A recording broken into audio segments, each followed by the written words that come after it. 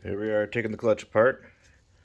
So first what I did is I removed the clutch cable from the housing down here, and then started from this screw here all the way around and laid them in that order, because you'll notice there's different sizes.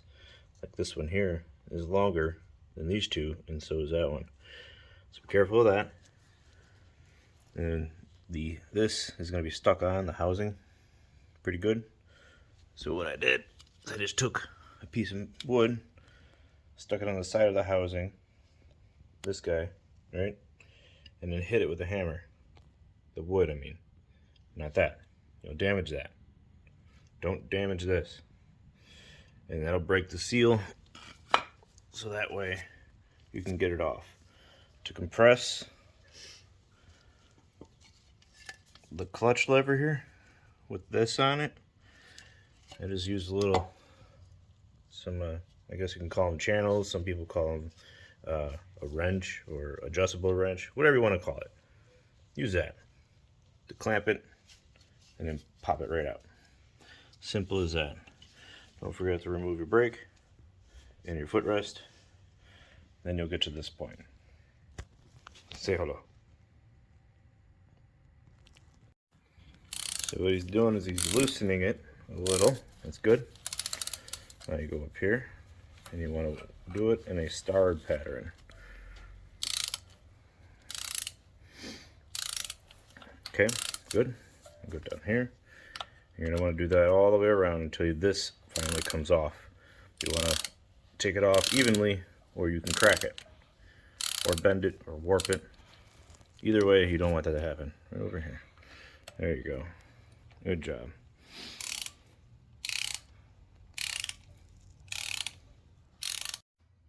So we got the screws off. Took them off as said. Now this will pull right out. But before we do that, what I want to do, I've seen this technique from a different guy, is you soak the new ones in some oil while you're working on the old. So it's simple. You just dip it in, and you kind of just flip it over and twirl it around a little. Yep, flip it back over. There you go. Add some oil on it. Make sure it's nice and saturated, and you're good to go. So supposedly, these aren't my words, this is from another mechanic, these will absorb some oil, and then they'll fit a lot better when you're putting it in, and it'll shift easier. So do that with all yours, and we'll get back over there. Alright, so I have those over there soaking in my Yamaha lube. Now this should just pull right out. A little hard to do with one hand, but you see them coming out there. That's good. There we go. Perfect. There they are. A little worn, wee bit. Not too bad.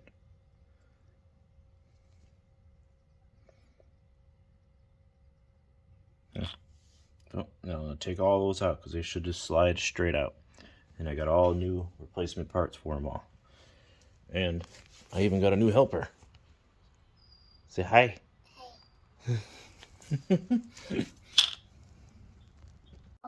Alright, so I got them all off.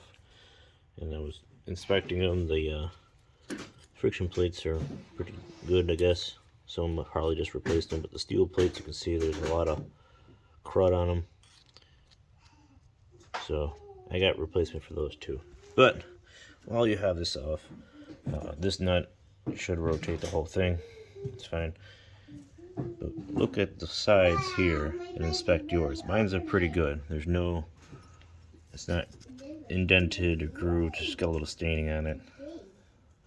So if these are warped or indented or cracked, you're going to want to replace this whole thing. Same thing down here with these teeth. You see I have some staining. It's old age, but everything's really very smooth. Nothing stuck in them. good to go. So now I'm going to just clean up some of the old oil, get it ready, and get everything else in there. Alright, so now that both my little helpers are gone, I was reading the owner's manual, and it mentioned that the clutch plates, this, has these little nipples here.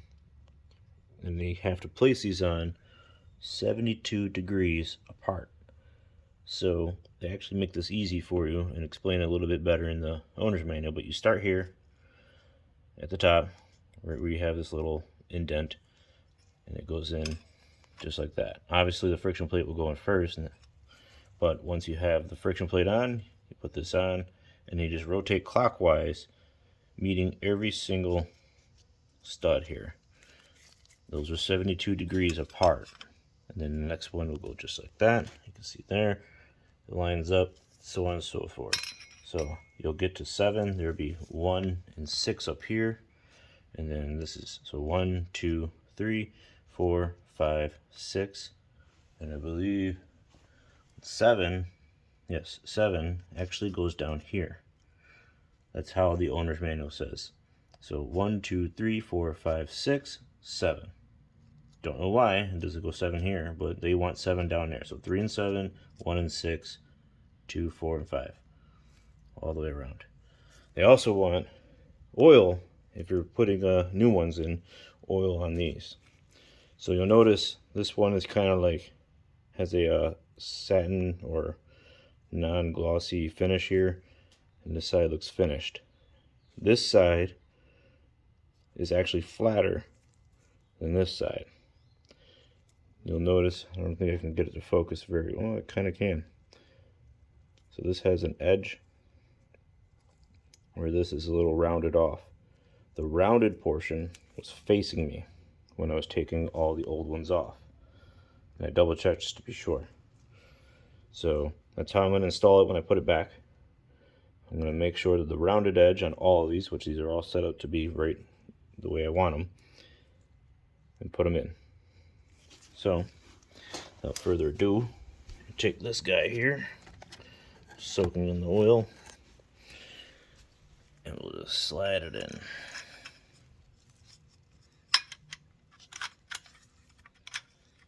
Just like that, nice and easy. Bam. And we'll take this guy. Let's move these out of the way here. Dip this in some oil. This is a lot easier with 2 hands, trust me.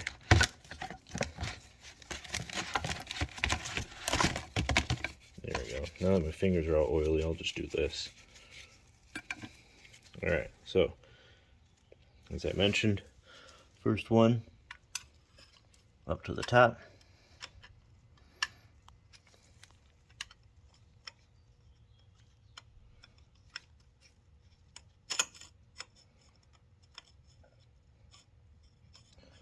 Come on, Betsy. There we go. Push it back there. Now another friction plate.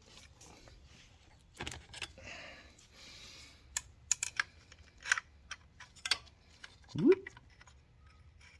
Jumping around on me. And then you just keep doing that. I got a little oil on my fingers still, so I'm going to rub that on there.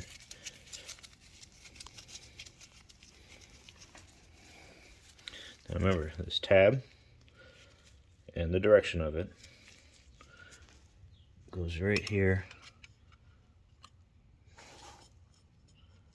just like that. So it'll go on and pop in right on this one. Bam.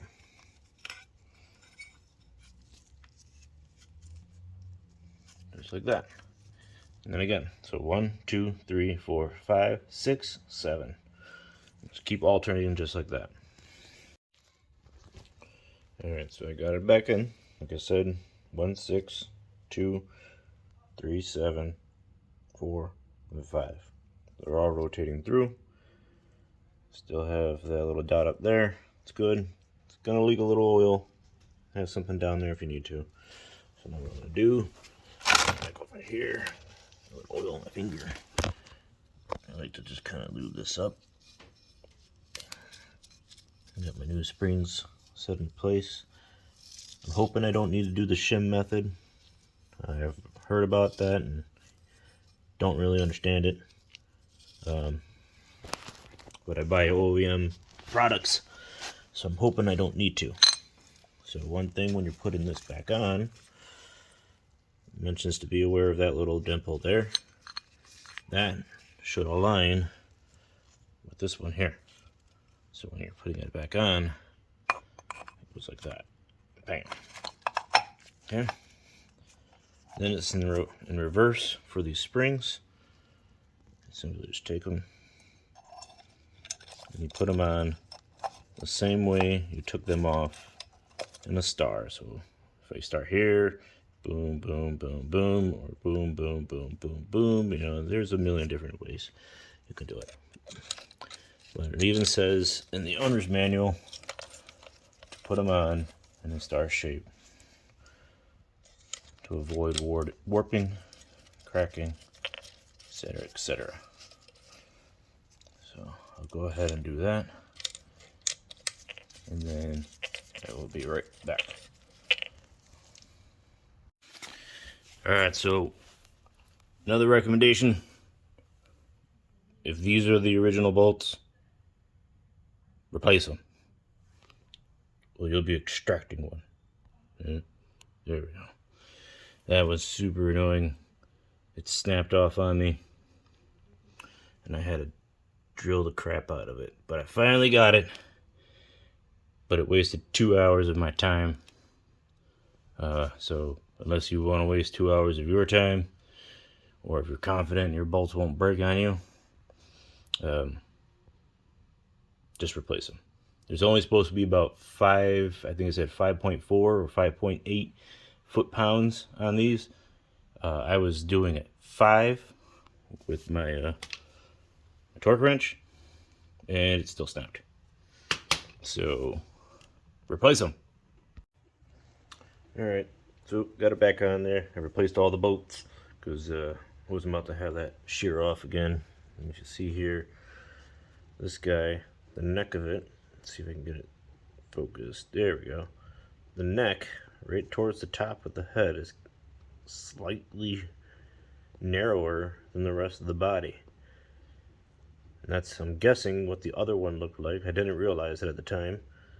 But, yeah, it caused it to snap. Just like that. Pink. But, now that it's good, got my cover here. I like to put a little oil around the sides of it, which I've already done. Did the same thing there. So now, I'm going to take my gasket. And it goes on. Luckily, it only goes on in one way.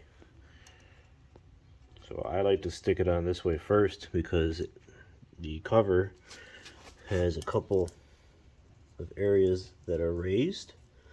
And you can kind of just push the gasket right over that, and it holds it in place. And the oil helps with that too, creates a little suction. I don't put very much on, just a little bit to get it on there nice. Just like that. Now I'm going to reattach it. Pay attention to your clutch here, your lever. When you put it on, you're going to want to rotate it a little bit, kind of that way it bites onto the teeth on here. Usually you want to rotate it counterclockwise a little bit so it'll slide, and then you can move it back into the center. That way it bites on there. And there it is. So all I did was just put this back up, started from the bottom over here, and worked my way all the way around, tightening these. Just put them on hand tightened. Didn't want to strip them out, so I have to retap anything. Remember, this bike is old. Your bike is probably old if you're doing the same thing. And then this, just reattached. My spring here, right on there. So now I just have to take my clutch cable, screw it back on, and reattach this guy here, and I'm good to go. So thanks for watching.